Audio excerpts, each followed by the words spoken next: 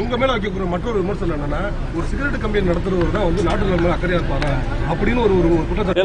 இல்ல தோழர் எல்லாம் ஆத்திரப்படாதீங்க. பத்திரிகை நண்பர் அவருடைய கேள்வி கேட்கிறாரு. கேள்வி தப்பு.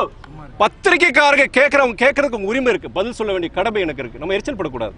அவருடைய கேள்வியுடைய நோக்கம் எல்லாருக்கும் தெரியும், இங்க இருக்க பத்திரிகை நண்பர்களும் தெரியும். நான் பதில் சொல்றேன். நான் வந்து நீங்கள் சொல்கிற மாதிரி ஐடிசி டிஸ்ட்ரிபியூட்டராக வந்து நான் இருந்தது வந்து கிடையாது. நான் பினாமி பேர் நடத்தலை, என் பேரில் தான் நடத்தினேன். நல்லா தெரிஞ்சுக்கோங்க, புரியுதுங்களா? 2000 2016 வரைக்கும் நடந்தேன். 16 வருஷம் இருந்தேன். உங்களை மாதிரி நபர்கள் வந்து சொல்கிறதுனால எப்படி மதுவை எதிர்த்து போராடுற வைகோ எப்படி அவருடைய மகன் வந்து ஒரு விநியோகஸ்தராக இருக்கிறது, ஒரு சிகரெட் புகையிலை பொருள் விற்கிற ஒரு விநியோகஸ்தராக இருக்கிறாரே, அது வந்து எப்படி மாறலி கரெக்டாங்கிறத கேட்டதுக்காண்டி நான் நடத்தின அந்த ஒரே தொழிலை நான் ராஜினாமா செஞ்சேன். நான் ராஜினாமா செஞ்சு கிட்டத்தட்ட 7 வருஷம் இந்த அரசியல்னால நாங்கள் இழந்தது ஜாஸ்தி, எங்கள் குடும்பம் இழந்தது ஜாஸ்தி, எங்கள் தந்தையார் இழந்தது ஜாஸ்தி, நான் இழந்தது ஜாஸ்தி, புரியுதுங்களா? அந்த நடத்துகிற அந்த ஒரே தொழிலை நான் 7 வருஷத்துக்கு முன்னாடி நான் ராஜினாமா பண்ணேன். நான் நல்லா தெரிஞ்சுக்கோங்க. அதே நேரத்தில் ஐடிசிங்கிறது வந்து சிகரெட் மாத்திரம் கிடையாது. அதில் 100 கிட்டத்தட்ட அந்த விற்கிற பொருட்கள் ஒரு 5% பொருட்கள் அந்த புகையிலை பொருட்கள் இருக்காங்க. அதை நியாயப்படுத்தல. நான் தவறு தான். புகையிலை எப்படி மது நாட்டுக்கு கேடோ புகையிலை நாட்டுக்கு கேடு. எனக்கு கிடைச்ச ஒரு தொழில் அது நான் நடத்தினேன். நான் 16 வருஷம் உழைச்சி என் பேரில் நடத்தினேன். நான் அதெல்லாம் தமிழ்நாடு முழுவதும் கிடையாது. தமிழ்நாட்டில் தென்காசிங்கிற ஒரு மாவட்டம் 200 டிஸ்ட்ரிபியூட்டர்ஸ் இருக்காங்க. அந்த 200 டிஸ்ட்ரிபியூட்டர் நானும் ஒருத்தனாக இருந்தேன். அது அரசியலுக்காண்டி நான் செய்யும் இந்த குற்றச்சாட்டு வரும்போது என் மனசுக்குள்ள ஒரு நிழல் இருந்தது.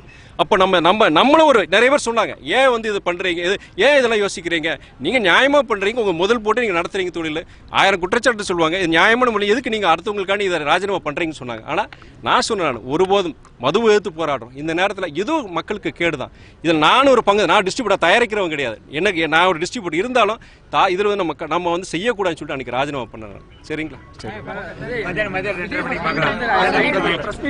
முன்னாள் அமைச்சர் விஜயபாஸ்கர் வீட்டுல ரைடு போயிட்டு இருக்கு. அவங்க கூட்டணியில இருந்தப்ப வரையும் ரைடு வரல. கூட்டணி வந்து வெளில வந்தப்ப ரைடுங்கிறது இன்கம் டாக்ஸ் ரைடுங்களா இல்லை டிபிஎஸ்சி ஈடி இருக்கு? அதாவது வந்து இன்னைக்கு இன்கம் டாக்ஸ், அமலாக்கத்துறை, இவங்க எல்லாம் சிபிஐ, இவங்கெல்லாம் பொறுத்தவரை பாஜகவுடைய கைப்பாய்வுகளாக இருக்கிறாங்க.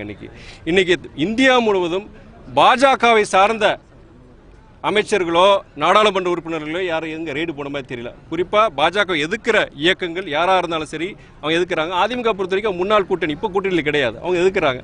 அதனால கூட போயிருக்கலாம். பட் அது வந்து முழு விவரங்கள் தெரியல. பார்த்து பிறகு சொல்லலாம். தெரியல. சரி.